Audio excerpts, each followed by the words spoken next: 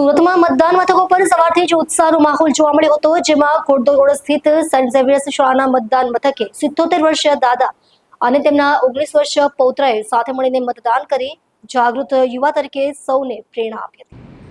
મતદાન દિવસની સવારે 77 વર્ષીય દાદાને લઈ 19 વર્ષીય પૌત્રએ પ્રથમ વખત મતાધિકારનો ઉપયોગ કર્યો હતો.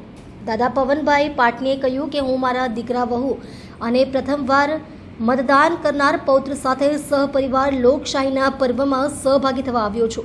મને આનંદ છે કે તમામ ચૂંટણીમાં મારો પરિવાર મત આપવામાં અગ્રેસર રહે છે.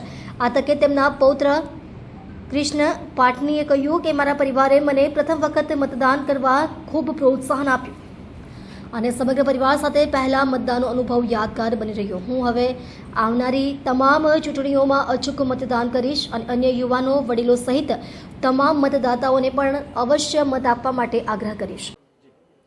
मेरा नाम कृष्ण पाटनी है, मेरी उम्र 19 साल की है. मैंने आज पहली बार वोटिंग करी है एंड मेरी पूरी फैमिली मुझे मोटिवेट करती है वोट करने के लिए. आई थिंक इट्स बहुत ज़्यादा नेसेसरी है कि सबको ये वोटिंग करना चाहिए, बिकॉज हमें आज से ही अपना पॉलिटिकल फ्यूचर पता रहे तो that's better for all of us. So yeah that was much better with my entire family कि हम लोग आके साथ में वोटिंग करें. मैं कंवरलाल पाटनी, उम्र मेरी 77 ईयर्स की है. वोट देना हर आदमी का कर्तव्य है, देना भी चाहिए.